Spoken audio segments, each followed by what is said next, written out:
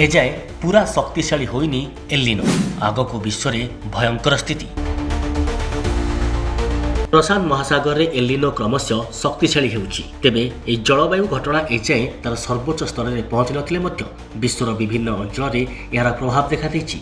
वैज्ञानिक मानक आकलन अनुसार 2026-27 रे एलिनो अति शक्तिशाली होई पारे। यार प्रभाव 2027 आरंभ पर्यंत रही पारे। एलिनो हेउछि प्रशांत महासागर भूमध्य रेखा निकटवर्ती अंचल समुद्र जल स्वाभाविक ठारू अधिक गरम हेबा सह जड़ित एक प्राकृतिक जलवायु घटना। समुद्र जल गरम हेबा जोगु पवन और वर्षार स्वाभाविक धारा बदली जाए। फल गोटे अंचल अधिक वर्षा और बन्या हेउथा बेले अन्य अंचल मरुड़ी और अत्यधिक गरम परिस्थिति सृष्टि होई पारे।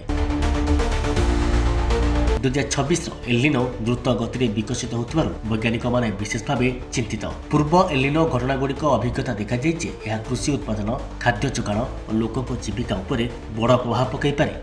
वर्तमान मध्य विश्वर खाद्य जोगाण व्यवस्था उपरे चाप बढ़ुछि।